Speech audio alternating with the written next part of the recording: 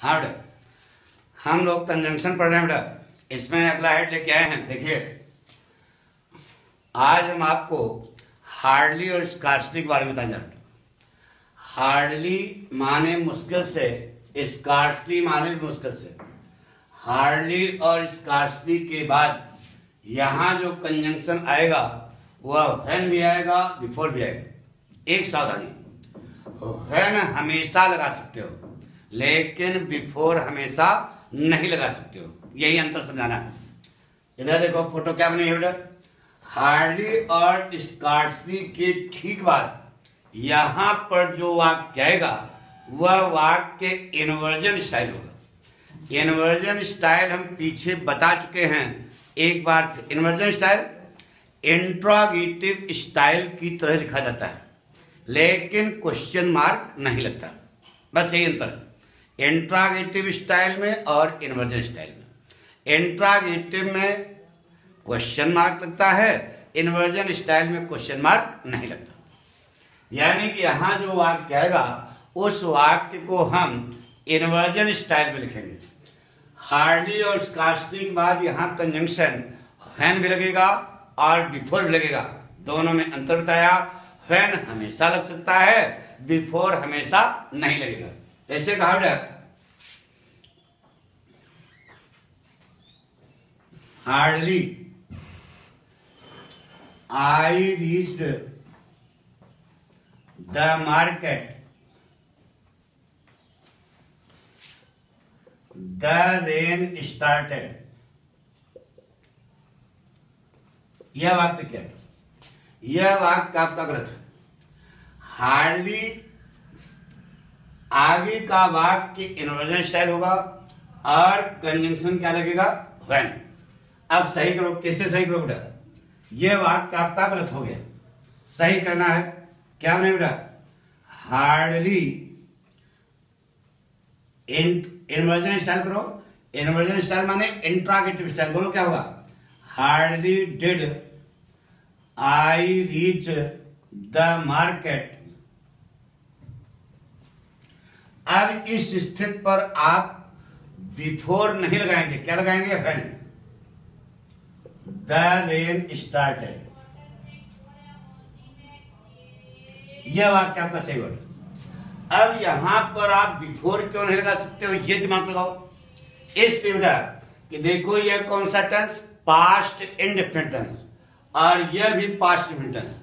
दोनों कार्यों का समय क्या है? एक है। इसलिए यहां पर आप बिफोर का इस्तेमाल करेंगे तो वाक्य आपका क्या हो जाएगा? गलत हो जाएगा।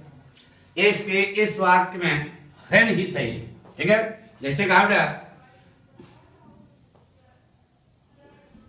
स्कार्सली ना बेटा, scarcely he finished the work. Scarcely he finished the work, comma, the manager called him। यह वाक्य आपका गलत हो गया बेटा। अब इस वाक्य को सही करो। Scarcely वाक्य के शुरू में आया ना बेटा, तो आगे का वाक्य के शुरू में आएगा तभी तो इन्वर्जन स्टाइल करोगे। वाक्य के शुरू में आया तो यह वाक्य जो है इन्वर्जन स्टाइल हो जाएगा। क्या बने बेटा? Scarcely did he finish the work। कामा की जगह क्या लगाना पड़ेगा? When the manager called him। Scarcely वाक्य के शुरू में आया, आगे का वाक्य इन्वर्जन स्टाइल हुआ। कामा की जगह क्या लगाना पड़ेगा? व्हेन।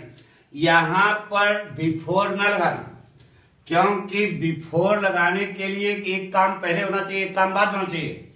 इस समय दोनों वाक्यों का जो टेंस है वह एक है, इसलिए यहां व्हेन ही सही है। यहां बिफोर लगाओगे तो वाक्य जो है गलत है। बात पक्की हो गई? यानी कि व्हेन आप हमेशा लगा सकते हैं लेकिन बिफोर हमेशा नहीं लगा सकते हैं। इतना क्लियर हो गया? जैसे कहा बेटा, मिटा दें इसको।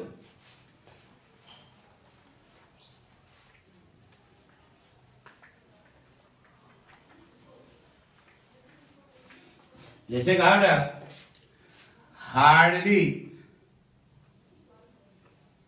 The students had solved all the questions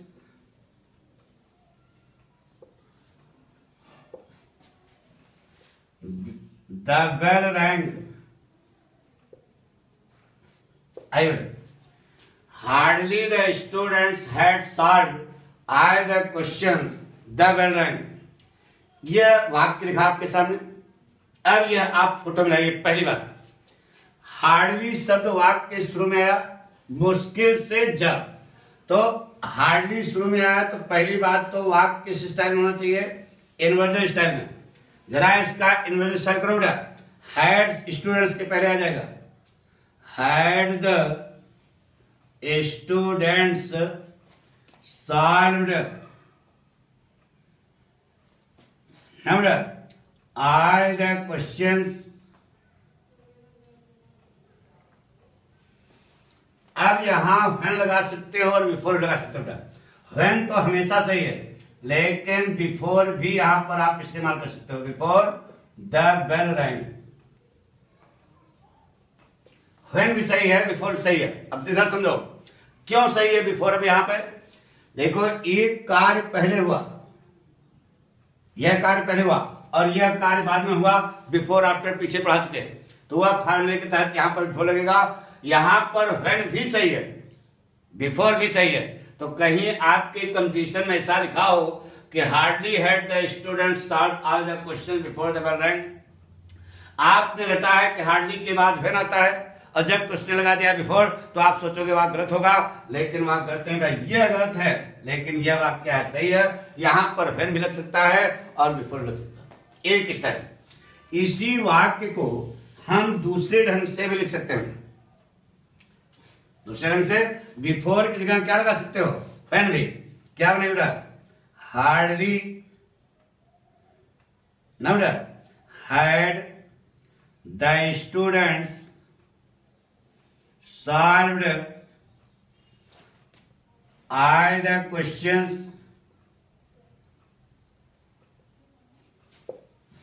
when before की जगह क्या लगा सकते हो? when the bell rang। यह वाक्य सही है। इसी वाक्य यानी कि यह भी सही है, when भी सही है और बिफोर भी सही है। कंजंक्शन की बात हो रही है बेटा। अथवा इसी वाक्य को एक ढंग से और हम लिख सकते हैं बेटा। कैसे बताएं? से लिखा बेटा, the students had hardly solved all the questions before लगा सकते हो और व्हेन लगा सकते हो। बोलो, बिफोर द बेल रैंग। आपको यह वाक्य से हो गया। आपको कंसंट्रेट करना है। सुनो, जब हार्डली और स्कार्सली वाक्य के शुरू में आएगा तो वाक्य इन्वर्जन स्टाइल होगा, क्योंकि ये निगेटिव एडवर्ब है। क्या बेटा? नेगेटिव। लेकिन इस वाक्य में देखो हार्डली कहां लगा? हैड और वर्ब की थर्ड फॉर्म के बीच में। तो लड़के ने प्रश्न किया, गुरुजी क्यों? क्योंकि इसके लिए एक नियम आपको बताया बेटा कि यदि कोई एडवर्ब किसी ऐसी वर्ब को मॉडिफाई करता है जो सहायक क्रिया मुख्य क्रिया दोनों से मिलकर के बनी है, तो वह उन दोनों के बीच में लग सकता है। क्योंकि हार्डली एडवर्ब है, इस समय यह मॉडिफाई किसको कर रहा है? हैड को और सॉल्व्ड को। तो यह इन दोनों के बीच में इस्तेमाल किया जा सकता है। यानी उस नियम से हार्डली यहां पर क्या है? सही है। नहीं ना? यहां पर आप बिफोर भी लगा सकते हो और व्हेन भी लगा सकते हो, यहां कोई प्रॉब्लम। लेकिन यहां पर देखो बेटा, हार्डली जब वाक्य के शुरू में आया तो यहां पर क्यों गलत हुआ इसको समझो।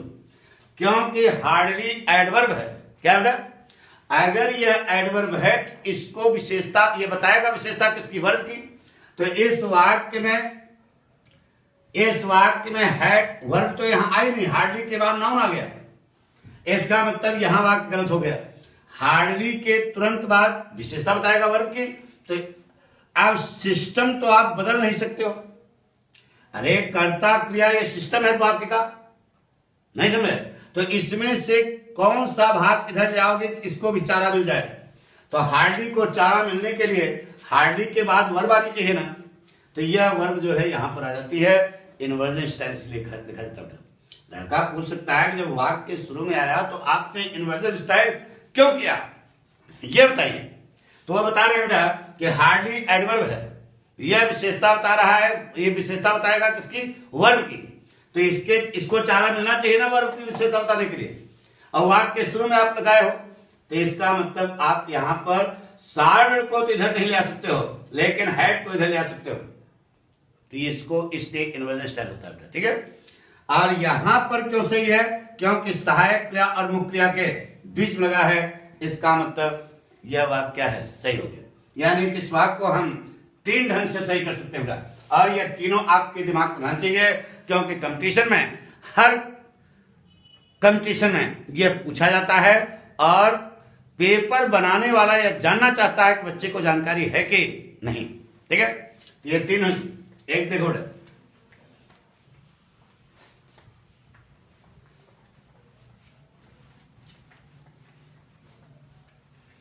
जैसे कहा बेटा scarcely he had reached the station, the train left the platform। यह वाक्य scarcely he had reached the station, the train left the platform। बहुत सारी गलतियां हैं, फोटो में लाउड है। scarcely के ठीक बाद जो वाक्य कहेगा वह वाक्य किस स्टाइल में लिखोगे, इन्वर्स स्टाइल। बोलो बेटा, scarcely had he reached the station। अब यहां बिफोर भी लगा सकते हो और व्हेन लगा सकते हो। व्हेन से सही कर लो, व्हेन बोलो the train left the platform, सही हो गया। स्कार्सली के बाद यह हेड यहां क्यों आया, इन्वर्सन क्यों हुआ, बता चुके। क्योंकि स्कार्सली एडवर्ब है, इसकी विशेषता बताएगा वर्ब की, और रीच्ड इधर ले आ नहीं सकते हो, तो इसका कुछ भाग जो है इसको भी चारा मिलना चाहिए। क्यों, ये तो वाक्य का सिस्टम है, इसको पहले करना पड़ेगा। आगे कंजंक्शन व्हेन लग सकता है और बिफोर आर, अथवा इसको किसे बेटा क्या बनेगा, scarcely had he reached the station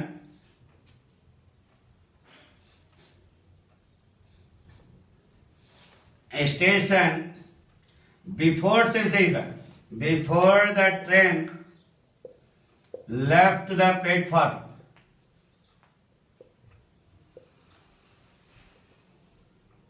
समझ? अब इसी वाक्य को हम दूसरे ढंग से भी प्रस्तुत कर सकते हैं बेटा। कैसे?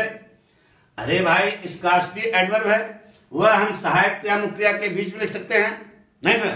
कैसे बने बेटा, ही हैड ना बेटा, he had scarcely, he had scarcely reached the station when, यहां बिफोर को लगा दो, when the train left the